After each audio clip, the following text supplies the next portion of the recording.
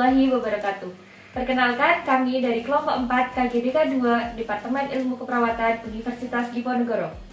Di sini kami akan memberikan video edukasi mengenai manajemen gigitan pada ular.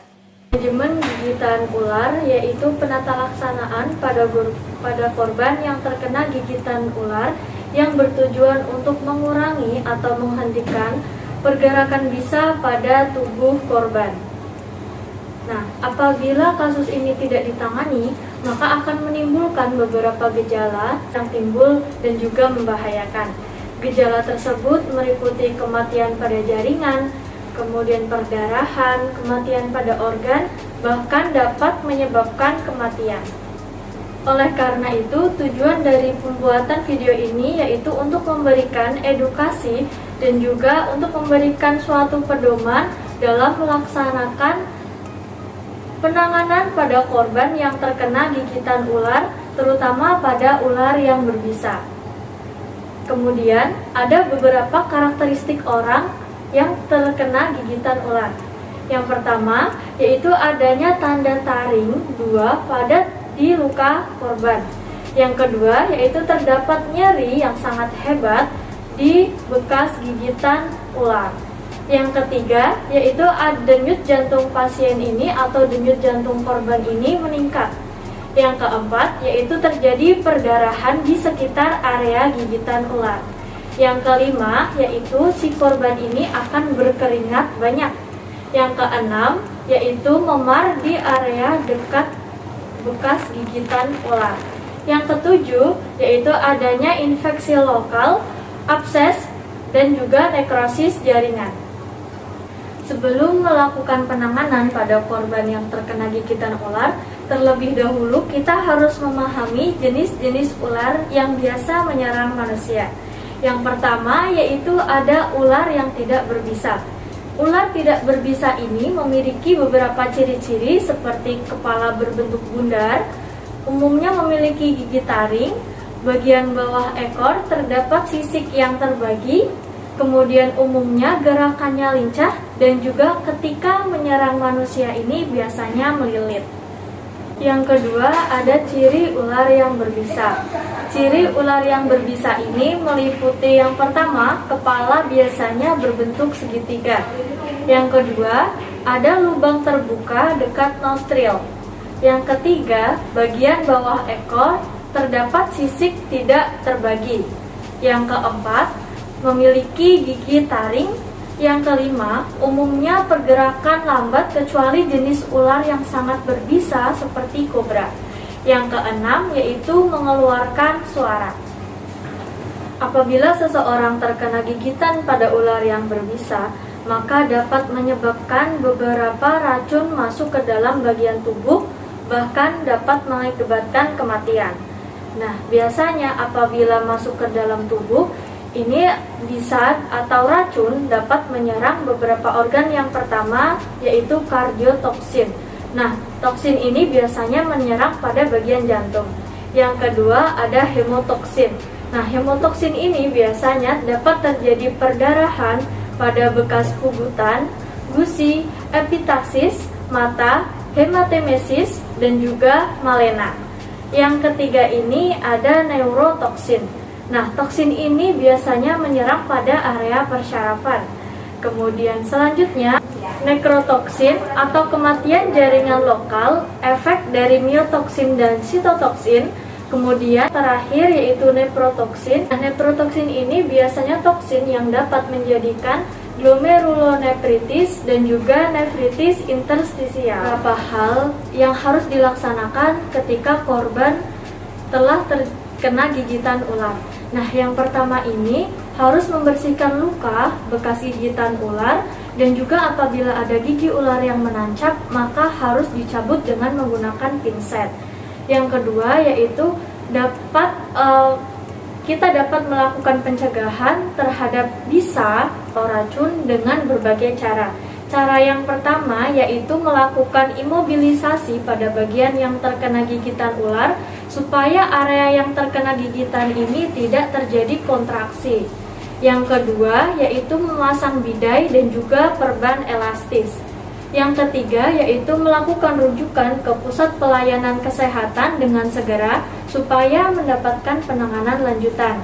Yang keempat yaitu melakukan RPP test dengan tujuan untuk menghindari pembengkakan yang berlebihan di setiap 2 jam.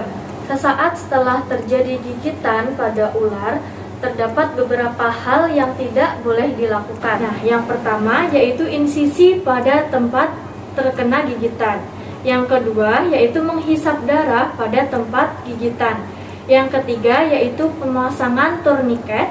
Selanjutnya tidak boleh mendinginkan di area pugutan atau gigitan. Yang kelima ini memberikan obat-obatan yang belum terbukti khasiatnya.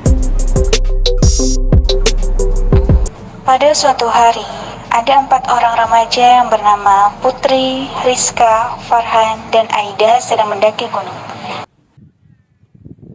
Tiba-tiba, Putri berteriak dan ternyata ada seekor ular yang menggigitnya. Kamu kenapa? Kamu kenapa? Kemudian, 3 teman lainnya menolong Putri untuk melakukan pertolongan pertama. Kamu gigit ular ya?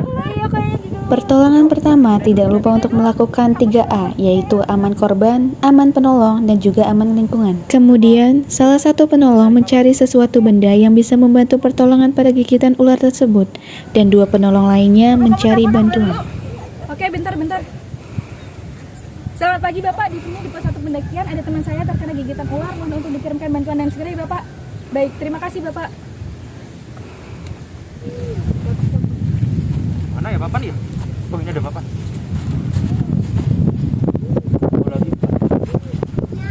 Oke, aku ke tempat ini guys. Aku dapat papan nanti buat bidai ini Putri. Oh iya.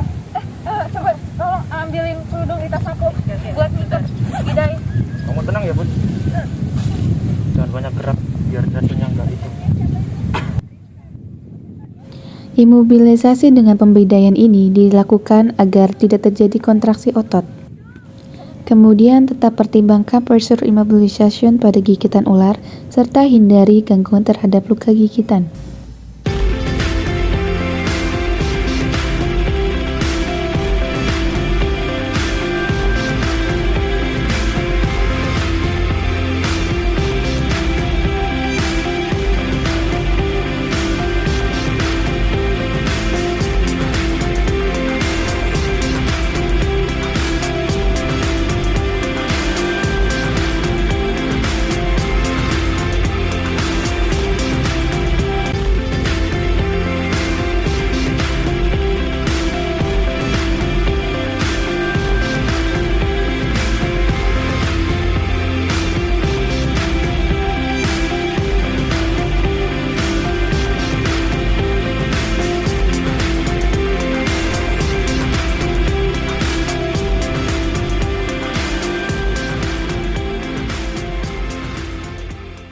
Tidak lama kemudian, bantuan datang dan korban langsung dibawa ke IGD terdekat.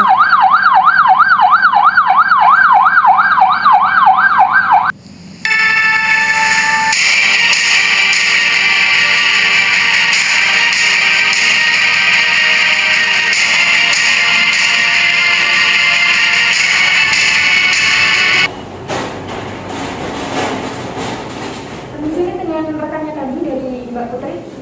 Bisa dijelaskan tadi tindakan yang sudah dilakukan apa saja Mbak? Jadi ini sulitnya di luar ya, Iya. itu cuma sama udara gitu, jadi kami mencoba untuk balik gitu mas.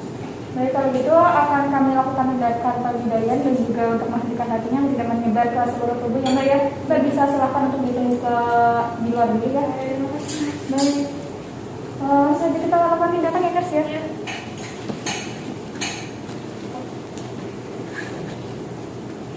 Sebentar ya mbak.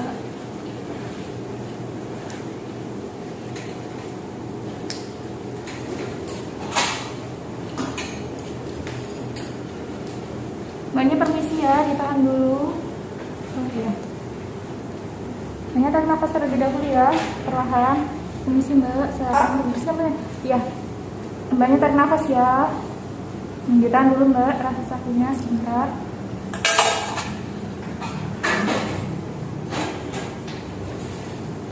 Santai ya Mbak, santai ya Mbak.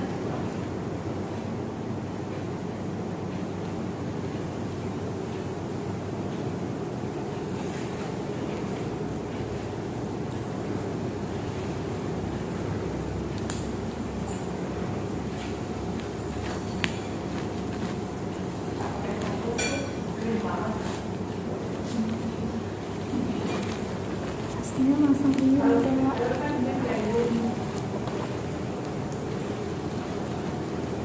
Ini ya.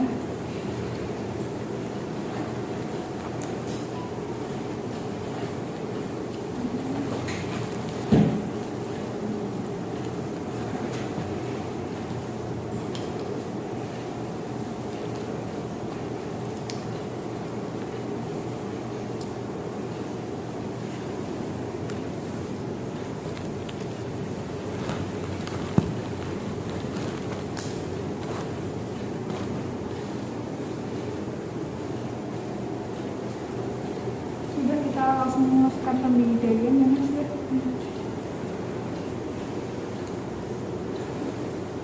Banyak ditahan dulu ya Mbak lokasi sakitnya.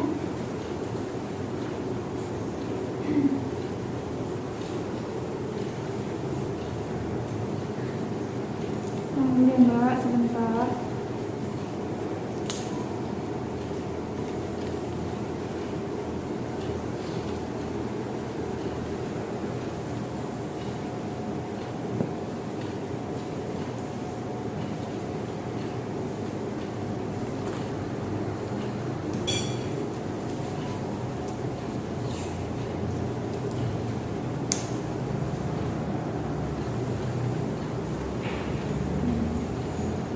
Mungkin masih diperhatikan.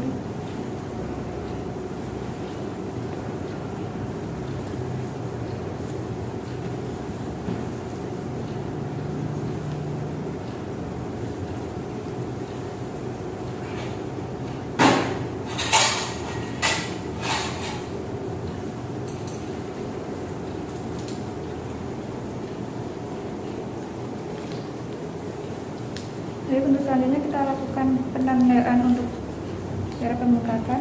Bisa penuh untuk menggunting Mas.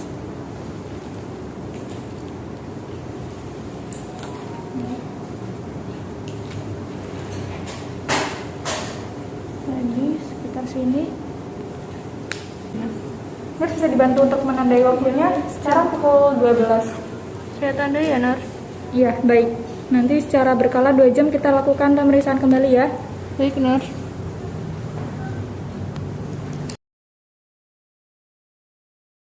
Kemudian 2 jam berikutnya dilihat lagi apa ada pertambahan pembengkakan.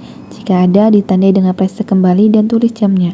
Dan jika 2 jam tersebut terdapat bahwa adanya pembengkakan pada pasien, maka ukur dengan pengaris.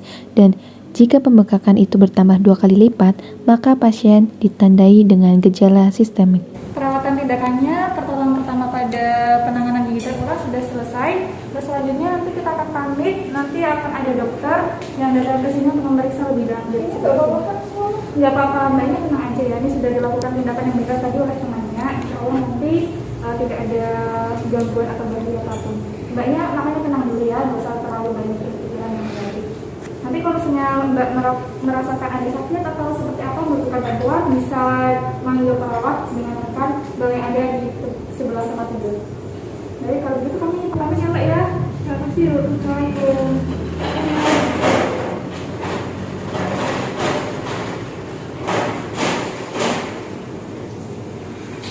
Jadi, kesimpulan dari video edukasi ini yaitu ketika kita menemukan korban gigitan ular baik di dalam maupun di luar ruangan, langkah awal yang penolong lakukan yaitu 3A: aman korban, aman penolong, dan aman lingkungan.